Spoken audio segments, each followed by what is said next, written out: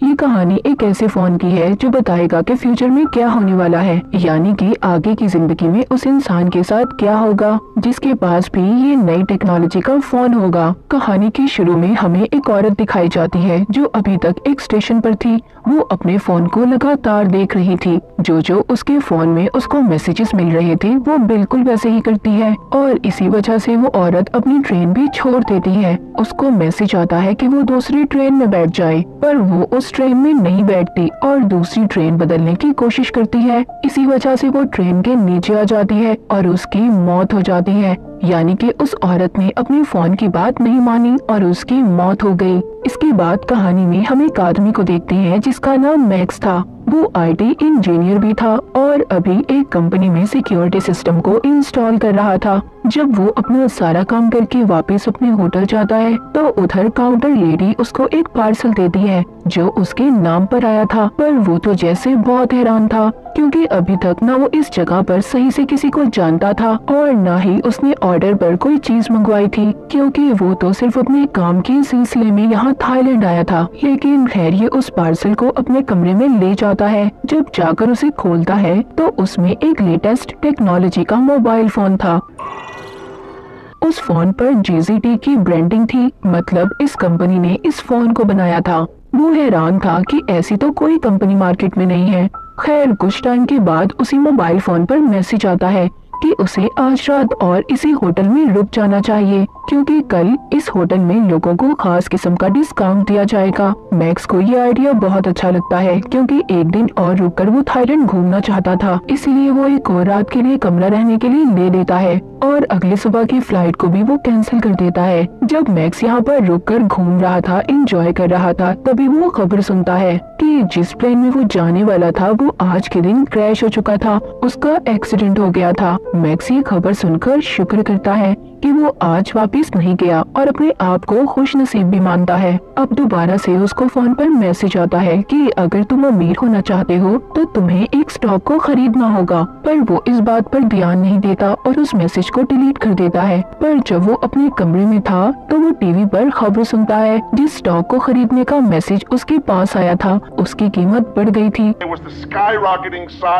वो अब सोचता है कि पहले इस फोन की वजह से मेरी जान बची और स्टॉक वाली बात भी बिल्कुल सच थी। मैक्स ये सोचने लगा था कि शायद ये फोन हमें हमारे कल के बारे में बताता है कि आगे हम लोगों के साथ क्या होने वाला है या फिर आगे हम क्या कर सकते हैं। तभी इसको दोबारा से मैसेज आता है कि उसे दूसरे शहर चले जाना चाहिए। मैक्स भी फोन पर यकीन करने लगा था और दूसरे शहर चला जाता है। वहाँ पर पहुंचकर एयरपोर्ट के बाहर उसको एक टैक्सी ड्राइवर मिलता है जो उसको कम पैसों में उसके होटल ले जाने के लिए तैयार था। वो टैक्सी ड्राइवर जब मैक्स को ले जा रहा था तभी उसकी नजर फोन पर पड़ती है। उसे देखकर काफी हैरान होता है। कहता है तुम्हारे फोन की टेक्नोलॉजी कितनी नई है, मैंने तो ऐसा फोन देखा ही नहीं और ना ही कभी ऐसे फोन के बारे में सुना है। वो टैक्सी ड्राइवर मैक्स को अपना कार्ड देता है और बताता है कि वो एक टेली कम्युनिस्ट है जो टेक्नोलॉजी की नई नई चीजें बनाता है। ऐसे ही बातें करते हुए मैक्स अपने होटल पहुंच गया था जहां पर फोन ने इसे आने के लिए कहा था।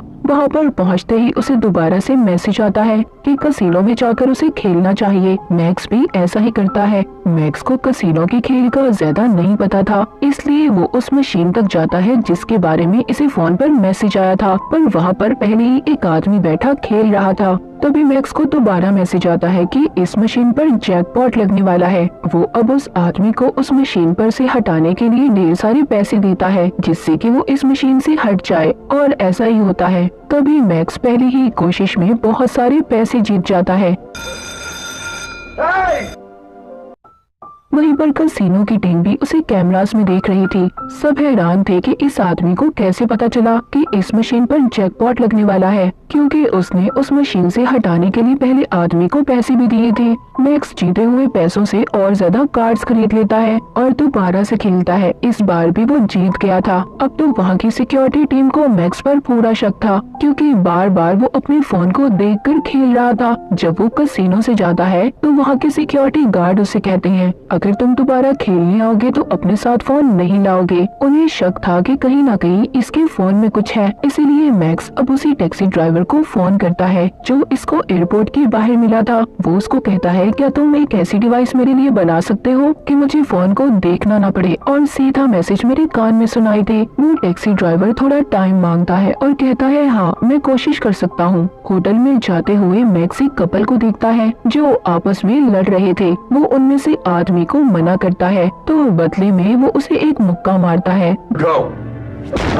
जिससे मैक्स बेहोश हो गया था। यहाँ पर पता चलता है कि ये कपल दरअसल कसिनो के खुफिया एजेंट थे और पता करने आए थे कि मैक्स इतने पैसे अपने फोन से कैसे कमा रहा है। वो उसके फोन का सारा डाटा हैक कर लेते हैं। जब मैक्स को होश आता है तो वो लड़की मैक्स का शुक्रिया करती है कि उसने उसकी जान बचाई, पर साथ साथ उसने कसिनो के मैनेजर को सारा डाटा भेज दिया था। पर अभी भी उन्हें नहीं पता चलता कि उसको मैसेजेस कहां से आ रहे हैं। उधर दूसरी तरफ टैक्सी ड्राइवर ने भी मैक्स के लिए नई डिवाइस को बना दिया था जिसे वो कानों में पहन लेता है और दोबारा से कसिनो में खेलने के लिए जाता है और वही कुछ करता है जो मैसेजेस में उसे करने के लिए कहा जा रहा था। वो लगातार पैसों पे पैसे जीत रहा था। वहाँ की सिक्योरिटी भी तंग आ चुकी थी, इसीलिए मैनेजर आकर उसे पकड़ लेता है और उधर ही FBI के एजेंट भी आ चुके थे। FBI की टीम मैक्स को पकड़कर अपने साथ ले जाती है और पूछती है, सच सच बताओ तुम्हें मैसेजेस कौन कर रहा है। पर इस बारे में मैक्स खुद भी कुछ नहीं जानता था।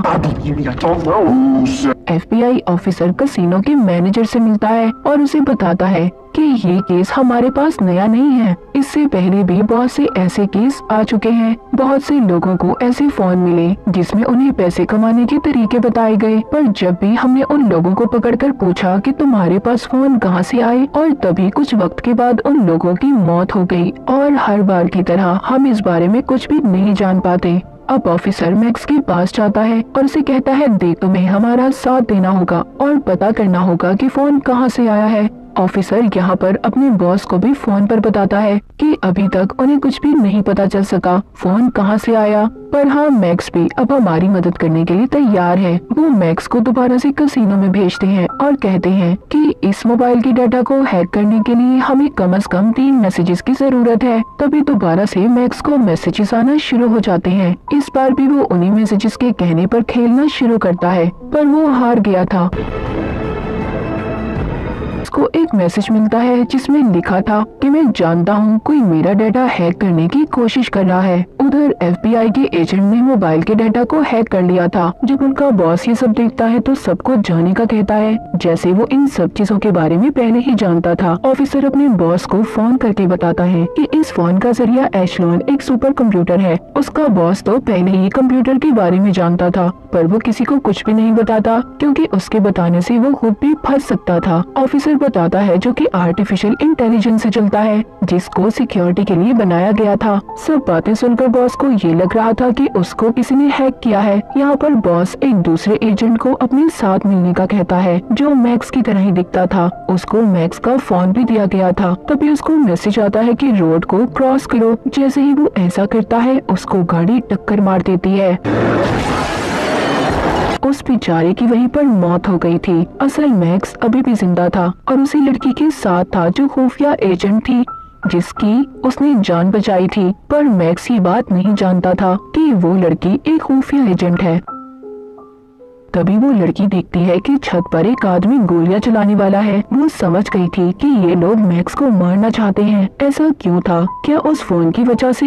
ये बात कोई भी नहीं जानता था, पर वो लड़की सबको मार देती है और मैक्स को भी बचा लेती है। अब मैक्स को पता चल चुका था कि वो लड़की जो इसके साथ रह रही थी वो एक एजेंट थी और इसके साथ प्यार करने का नाटक कर रही थी। तभी यहाँ पर हमें पता चलता है कि उन लोगों को मारने FBI के बॉस ने भेजा था। कुछ न कुछ तो जानता था वो उस मोबाइल के बारे में और उसे ऐसा लग रहा था कि मैक्स उनके बारे में काफी कुछ जान गया है, इसीलिए उन आदमियों को मरवाने भेजा था। मैक्स अब खुद भी जानना चाहता था कि ये मैसेज इस फोन पर आखिर कहां से आ रहे थे। उधर बॉस ने भी इस पर नजर रखी हुई थी। मैक्स अब टैक्सी ड्राइवर के पास जाता है जो कम्युनिस्ट था। उसको फोन देकर कहता है तुम्हें पता करना होगा कि सारे मैसेजेस कहां से आ रहे हैं। वो कहता है हाँ मैं पता तो कर लूंगा, पर इस बारे में पता करने में मुझे घंटे लग सकते हैं। जिसके बाद वो सब पता करने की कोशिश करता है। इस बार उसे सब पता चल चुका था। वो बताता है ये सारे मैसेजेस एक सुपर कंप्यूटर कर रहा है, जिसको एशलॉन AI भी कहा जाता है, जो सब कुछ खुद से सोच सकता है।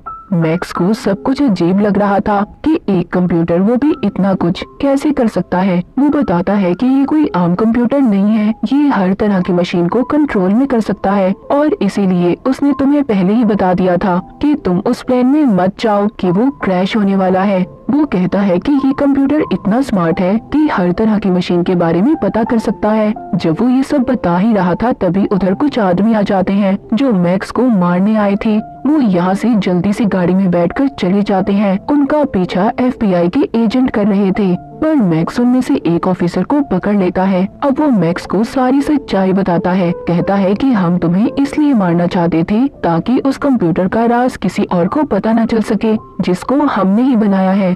पर अब वो खुद से काम कर रहा है जो खतरा बन सकता है, इसीलिए हम तुम्हें मारना चाहते थे ताकि इस बारे में तुम किसी को कुछ न बताओ। तभी मैक्स को मैसेज आता है। उसको उसी जगह पर जाने का कहा गया था जहाँ पर मैक्स ने सबसे पहले सिक्योरिटी सिस्टम को इंस्टॉल किया था। वहाँ पर भी वो कंप्यूटर मैक्स को कैमरे की मदद से देख रहा था, और उसको यहाँ पर मैसेज आता है कि यहाँ पर जितने भी कंप्यूटर है सबको एशलॉन सुपर कंप्यूटर से कनेक्ट कर दो, जोड़ दो, जिससे वो कंप्यूटर अपडेट हो जाएगा। जिसके बाद दुनिया में जितनी भी बनाई गई मशीन है सबके डेटा को कंट्रोल कर सकता है। मैक्स यहाँ पर देखता है कि सभी कंप्यूटर उस एशलॉन मशीन सुपर कंप्यूटर के कंट्रोल में थे। वो रोकने की कोशिश भी करता है पर नहीं कर पाता। हम देखते हैं उधर FBI का ऑफिसर अपने बॉस को बता रहा था, हमें इस एशलॉन मशीन को यही खत्म करना होगा, वरना ये सारी दुनिया के साथ साथ इंसानों को भी कंट्रोल करने लगेगी। उधर ही मैक्स सभी कंप्यूटर के सामने बैठा कह रहा था, इस मशीन को बनाने का मकसद ये था कि लोगों को साइबर सिक्योरिटी दे, जैसे टेक्नोलॉजी की दुनिया में गलत काम होते हैं उससे रोक सके, न कि इंसानों को कंट्रोल करे। ये सुनते ही वो मशीन अपने सारे कामों को वहाँ के सभी कंप्यूटर के सामने लाने लग जो आज तक उसने किए थे, और इसी तरह जल्दी जल्दी सारा डाटा खत्म हो जाता है। वो मशीन खुद से ही शट डाउन बंद हो जाती है, क्योंकि कंप्यूटर भी समझ चुका था कि वो लोगों के लिए खतरा बनता जा रहा है, इसीलिए वो खुद से ही बंद हो गया था। तभी इधर FBI की टीम आकर मैक्स को गिरफ्तार कर लेती है, पर कुछ वक्त के लिए फिर उसे छोड़ दिया जाता है। मूवी के आखिर में हमें ये भी पता चलता है कि वो टैक्सी ड्राइवर दरअसल एक कैप्टन था जो इसी मिशन पर काम कर रहा था। उसने एशलॉन सुपर कंप्यूटर को बंद करवाना था। तो बास दफा हमारी जिंदगी में कुछ ऐसी चीजें आती हैं जिसको बनाते तो हम फायदा पहुंचाने के लिए हैं, पर वो हमारे लिए नुकसानदेह साबित होती हैं। तो हमें हर चीज का उतना ही इस्तेमाल करना चाहिए जितनी उसकी जरूरत हो। जरूरत से ज्यादा चीजों को इस्तेमाल करना हमारे लिए खतरा हो सकता है, जैसे कि मोबाइल फोन या फिर कोई भी नई टेक्नोलॉजी की चीज। और इसी मैसेज के साथ ये मूवी यहीं पर खत्म हो जाती है।